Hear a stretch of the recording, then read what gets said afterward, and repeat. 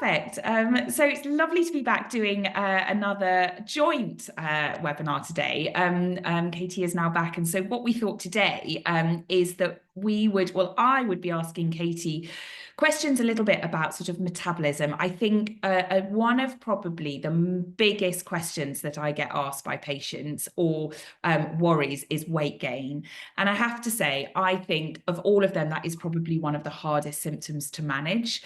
And HRT, for example, is so brilliant at managing so many of the symptoms, but it's not always the answer from a weight side of things. And I think women feel quite lost with it. It has such an impact on everything, on sort of self-esteem, mental health, but then also being told you need to do exercise to lose it, and you need to eat less a lot of people think, well, I'm doing all of this, and yet I'm weight, and their body's changing, and that actually has a big impact, which can then exacerbate some of the other symptoms. So what we thought today, if it's okay, is to sort of talk through this, and Katie hopefully is going to give us a little bit more. I think understanding why it happens can be quite useful. Firstly, to realize it's not just you, and it's also not just what you're doing, but also it then helps to know, to have some options about how to manage it. So I suppose we just start off a little bit with, well, why post or peri and postmenopausally do women put on weight, and it's particularly that weight around the stomach? Yeah, and Eloise, we were saying, weren't we, before we went live, that I spent some time with a dietitian and with a nutritionist trying to understand this, because I was seeing probably almost every single one of my patients coming in and at some stage mentioning weight and the effect it was having on them. And I think, I see it from 2 points of view, both from the very real kind of self-esteem, self-confidence of what you see when you look in the mirror. And, and the reality is that at 50 and at 60 and at 70, we aren't going to look the same as we look at 30 and 40. And that's difficult because we do also see lots of pictures of celebrities potentially looking even better than they did when they were younger. And we forget the makeup, the airbrushing, all of those things. But so I think it is not vain to care about how you look, and also for us to think about the amount of brain space thinking and worrying about body image can take up. And I always think if you could free up that 20% of most women's days that are spent worrying about often just 1 or 2 kilos, if we could just take that away, how much freer we would be to enjoy and do other things with our lives. So I think, how we feel about ourselves is really important. And not to be, and I think sometimes as doctors we can dismiss that a bit, and I think both, Eloise and I both feel this is not, you're not being vain, this is something that you're allowed to be concerned about, but also because we want to look at the long-term health impacts, and we know that being overweight, particularly holding central weight, is not good for us. We know that obesity and central weight gain is linked to studies vary, but I found studies saying at least 30 different health conditions to at least 100 different health conditions. So we know that this being overweight is not a benign condition. So it is something we need to understand. And also we need to understand what are the points when we should be doing something more about it. But I think the other thing that I find quite frustrating is that if you're using Instagram as your main source of information, there are definitely still quite a few people out there, some of them younger male personal trainers, but some of them women our own age, who have this very simplistic view of it's about calories in and calories out. And you're kind of basically told that something must have happened to you where at midlife, actually what happens is you just become a bit lazy and you must just be eating a bit more without realizing that you're doing it. And if you have one of those TV programs doing a secret camera, you'd go, oh, yes, sorry, I forgot that I'm eating a tray of donuts every night. I think the reality that I'm going to say that I've experienced as a middle-aged, as a midlife woman, is exactly what I see other women experience, which is keeping everything in my life exactly the same and seeing the scales go up. Why? Well, this is something that is absolutely real, and it is because our metabolism changes, both as we age and with the hormonal changes that happen as our ovaries shut down. So for everybody, men and women, as we age, we put on weight as we age. Now, probably from a biological point of view, from an evolutionary point of view, there was benefit in that to us. So there's quite a lot of evidence that one of the reasons we've survived as a species is because we can store energy as fat. So in times of starvation, in times when there wasn't enough food to go round, as human beings, we survived because we could have some reserve. So from an evolutionary point of view, our ability to lay down fat is a really important one. But of course, when we come into the modern day time when food is abundant, it becomes something that is suddenly less helpful for us. But if we think about as we age, actually, if you carry a little bit of extra weight as you age, it does give you resilience, for example, to illness. So if you had a period of illness when you haven't been able to perhaps get the right nutrition, or your body may have greater energy needs, actually having a little bit of reserve rather than being underweight is good for you. So there is a biological reason why we put on some weight as we age. Now, our body, and we've talked about this a lot before, but is governed by hormones. The air controller of our body, sending signals about how different parts of our body should work and work together. And when we say hormones, we often, we're thinking about female hormones, but actually. There are many, many other hormones in our body that are very important. And when we look at weight and what happens with weight, I think of 5 hormones that are important for women for metabolism. So I think about insulin. So insulin is the hormone that helps us to, that regulates getting energy into our cells in the form of glucose. And when insulin is working, what should happen is that we have an insulin response after we've eaten, and that means that we use the food that we've eaten mainly primarily as an energy source and as fuel, and anything that we don't need, we lay down as fat. To use for another day. That is a healthy metabolism. When things aren't working, or when things go wrong, what can happen is that if we've got too much insulin, the signals go skew-with. So what happens is that we produce too much insulin, or our tissues become resistant to insulin, and then the body has a signal to just lay down fat. So to not use that energy source as energy for here and now, to lay it down as fat. And often, actually, really frustratingly, what can happen is that we then because we'll need energy in the moment, is that we'll break down muscle mass for that here and now energy. So metabolism that is meant to be working properly suddenly can go skew if your hormones aren't working. So insulin is a really important hormone. Leptin is a really important hormone. So leptin was a hormone that was discovered in the 70s. It's a brain hormone, and it's a hormone that tells us whether we are full or not.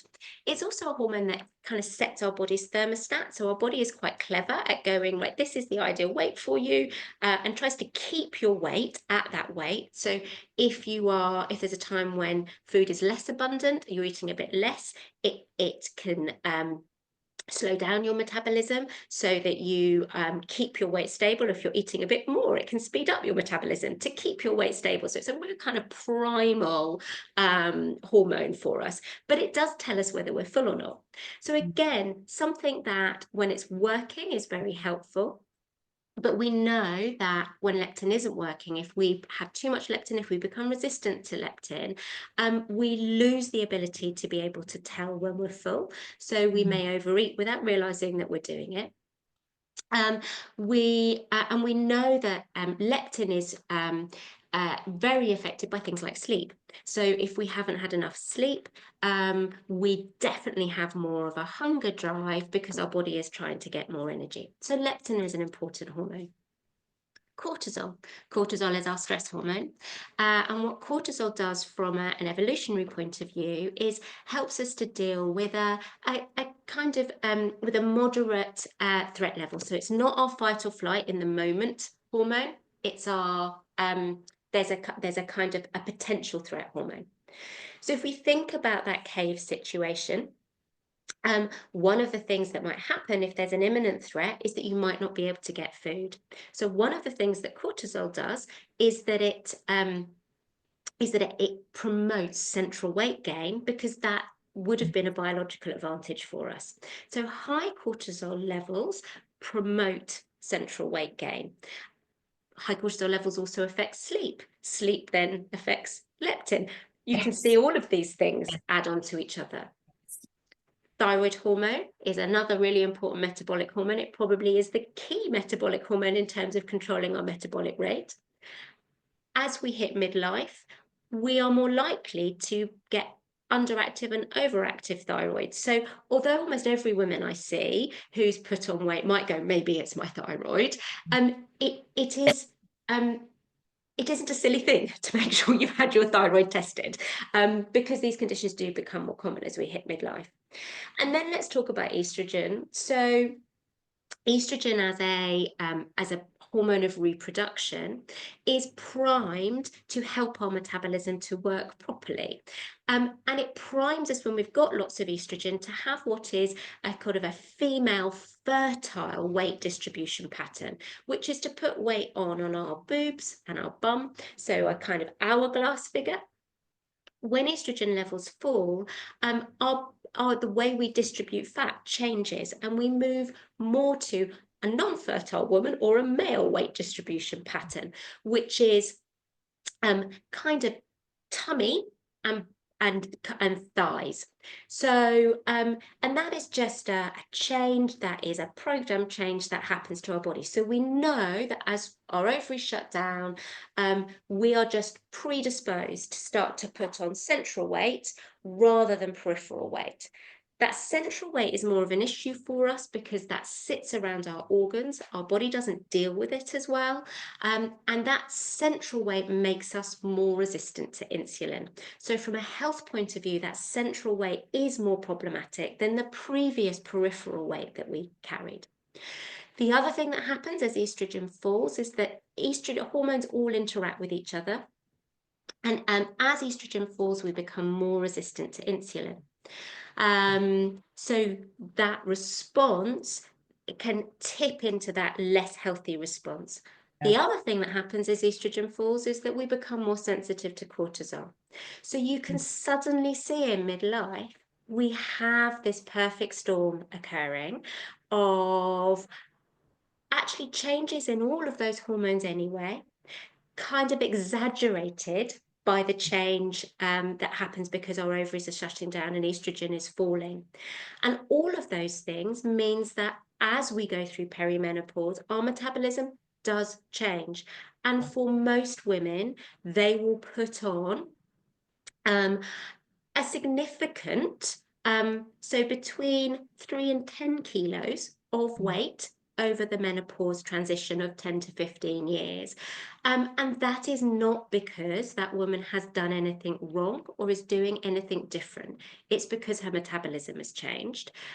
Understanding those metabolic changes are the key to understanding what you do about it. Eloise, that's a lot of information. Does it kind of make sense? It makes huge sense. And I think it's fascinating. I think knowing and understanding why, I think, can be really helpful, because you watch your body change. You're sitting there thinking, I'm doing absolutely exactly the same, if not sometimes more. And yet you're seeing this. And then, particularly when some people have done more and more exercise and they're not noticing the difference, they're feeling really demoralized and actually then thinking, what's the point? And actually, obviously, we'll go on to talk about what we do. But I think I always say to people, there is a point, whatever your weight, because what you've been talking as well about, this sort of change from a metabolic point of view, and there is a condition called metabolic syndrome, Yes. which is a condition that you become more prone to around the menopause. And that's basically what you've said. It's a combination of symptoms. So it's weight being put on around your stomach. It's being more insulin resistant, so more at risk of diabetes. It's the cholesterol going the wrong way round, so the bad cholesterol going up, the good cholesterol going down. It's blood pressure going up. And actually, all of those things, they're grouped now in a condition called metabolic syndrome. But we know that that has a bigger impact on things like heart disease later on in life. So actually, even if you're noticing those scales going up, but you're managing to do the exercise in order be protective of heart, help from a blood pressure point of view, hopefully maybe help the weight, but help the insulin resistance as well. That from a health point of view is really beneficial, whatever you're seeing on the scales.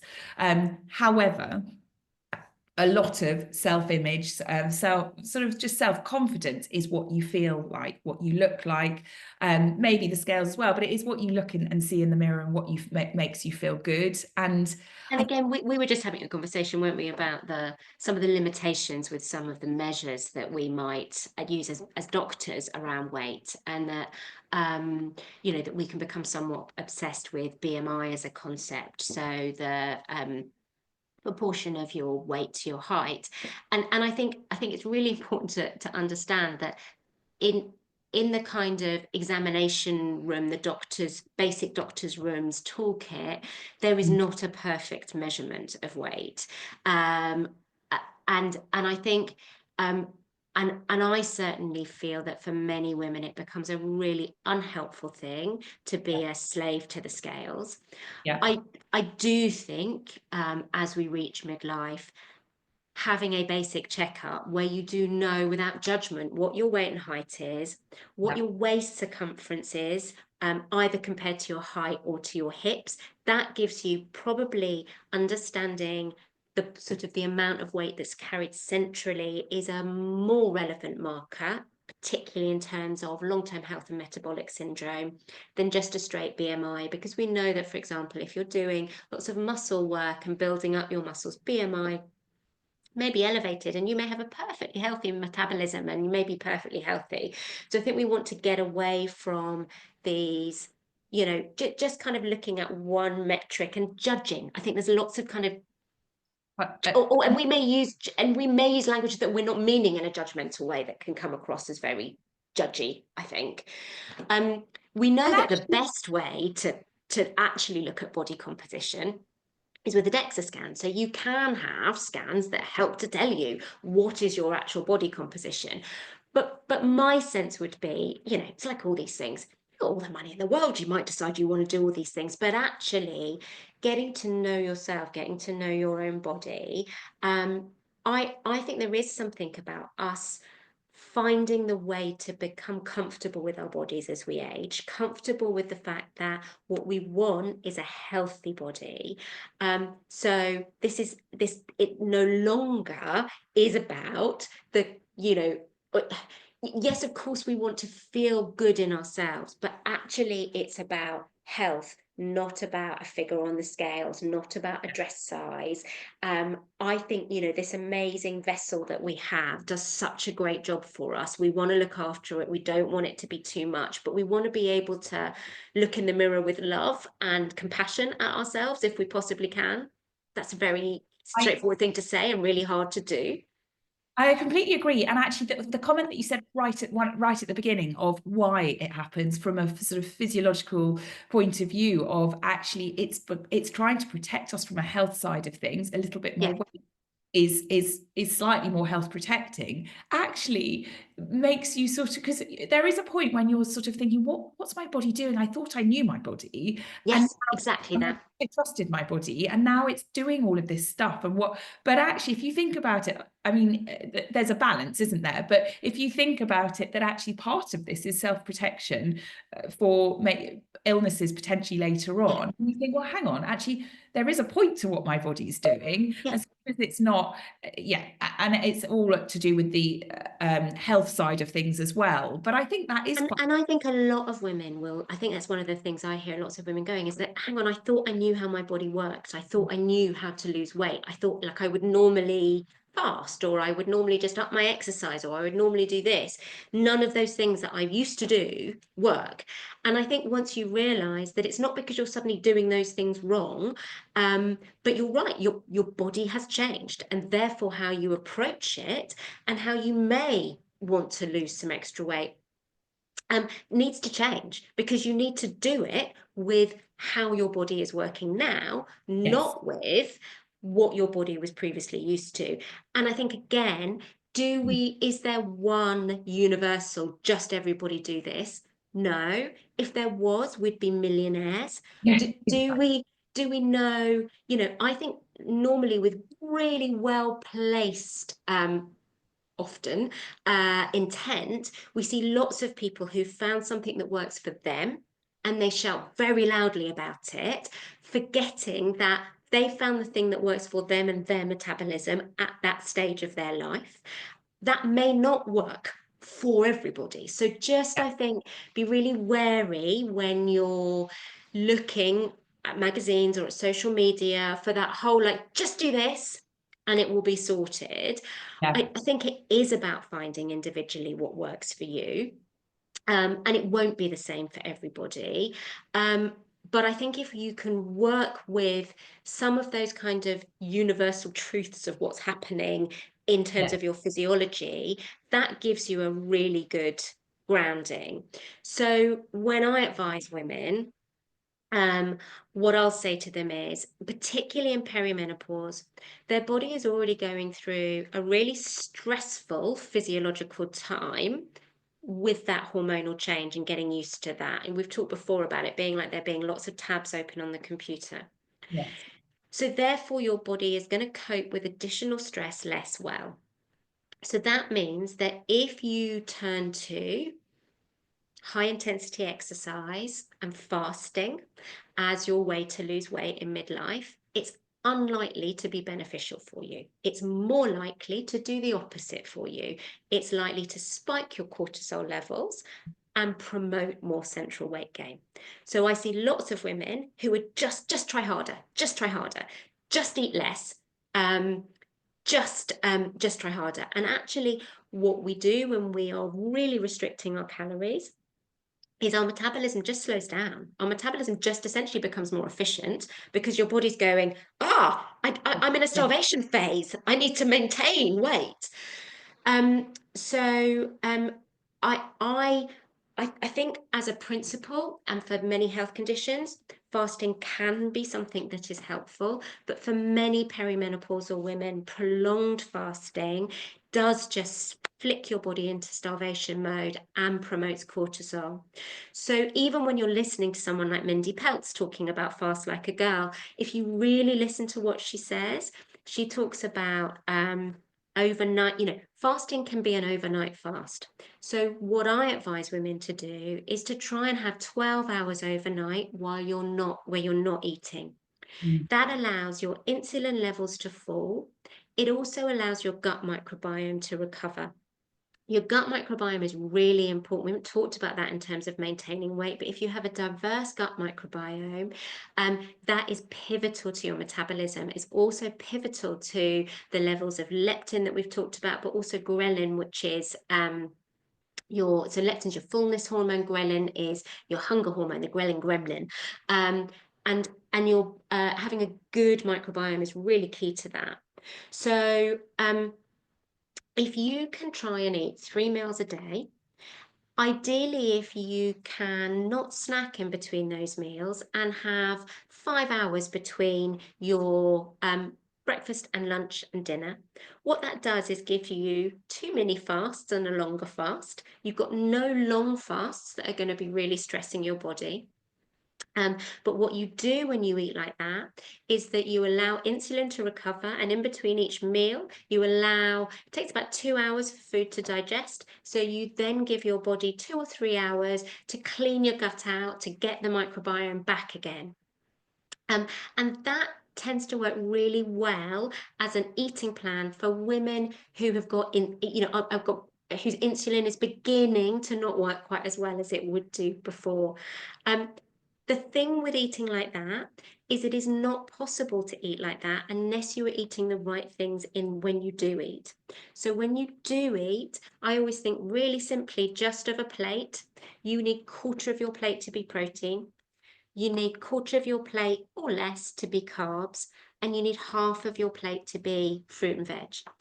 If you eat like that, you're kind of going to tick most of the main things. We know that when we say there's no, we don't know which diet works well for everybody. There's lots of stuff we do know about which diets are great for weight and for health, and it's a Mediterranean diet. It is a mixture of carbohydrates, proteins, vegetables, and fats. We need all of those things to be able to feel well, have energy, for our guts to be working and our microbiome to be working. So the half a plate of fruit and veg is going to be, and eating the rainbow is great for our gut diversity, that fiber we need to maintain blood sugar levels. It's like a sink where you've done the washing up and you've got all of the leftovers that sit and stop the water from draining so quickly. That's what happens with fiber in your stomach. It helps sugar to be absorbed more gently rather than getting a really big sugar hit, and that's will help to avoid energy crashes. The protein is so key. You know what? A lot to Yeah, about protein. I'm very aware of time because time. so much to talk about because but I so many people say increase your protein in perimenopause. You need lots and lots of protein. So I'm interested to see what you think about that. Yeah, I mean, I think what we know is that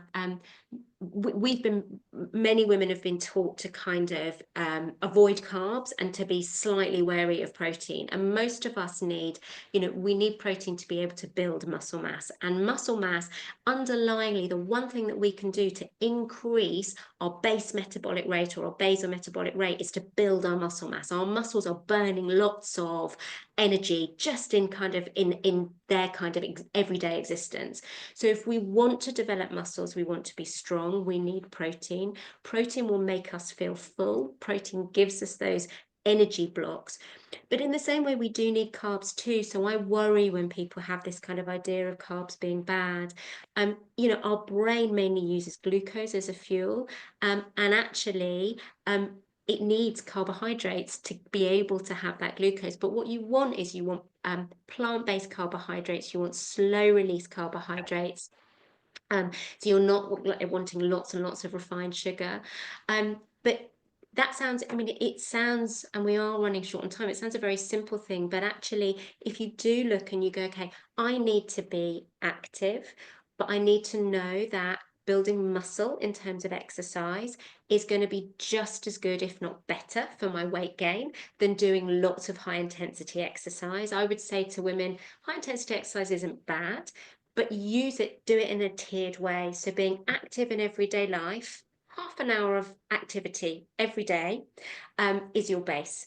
Then on that, you want to build in some weight-bearing exercise. Anything, anything that bears the weight of your body is weight-bearing exercise. Yoga, Pilates, walking, running, all of that is weight-bearing exercise.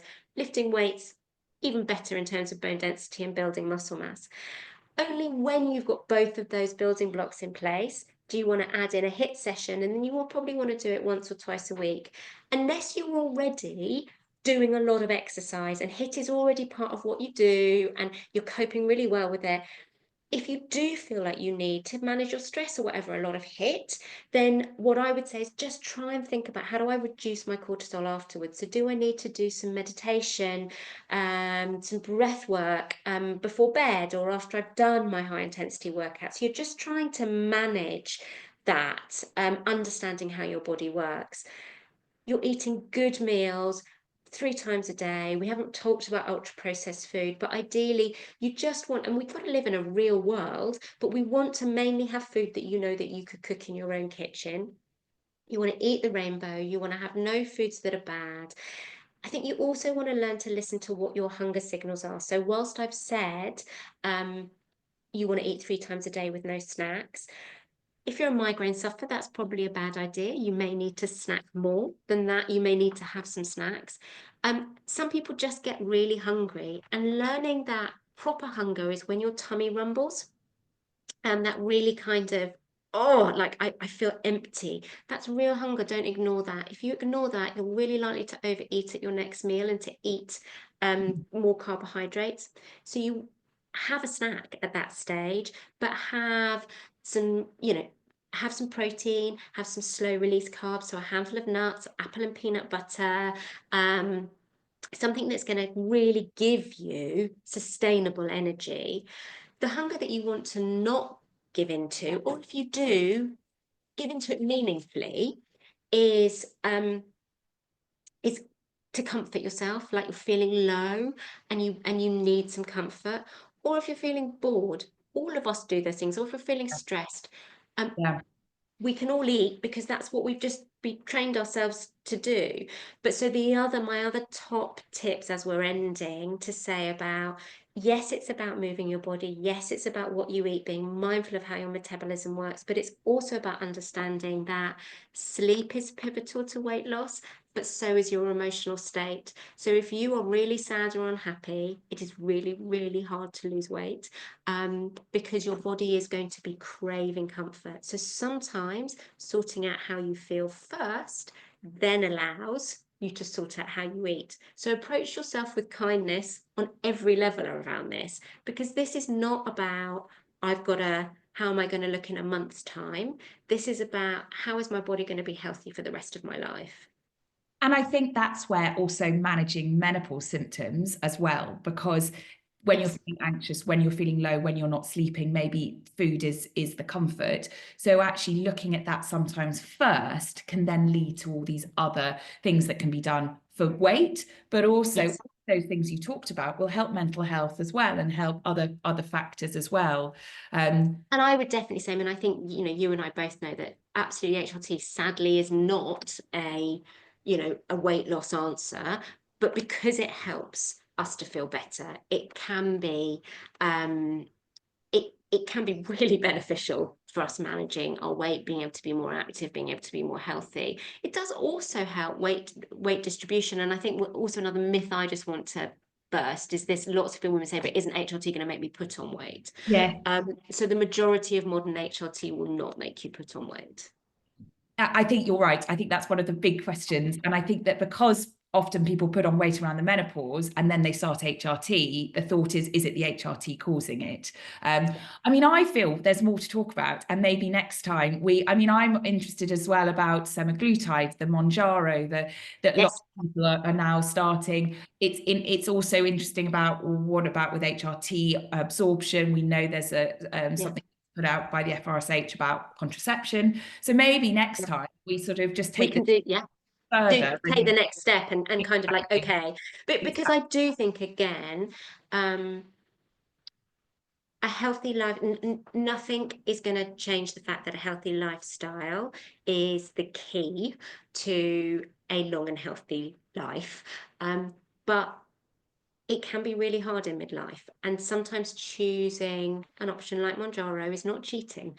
But thinking about when and why, I think, is really, and what the pitfalls might be, I think, is really important. Exactly. And it's maybe a kickstart for some people, but it's also looking at the whole, whether that can then change lifestyle factors as well and to help. But it can help sometimes for people where it's really demoralizing, nothing's happening, to get kickstart.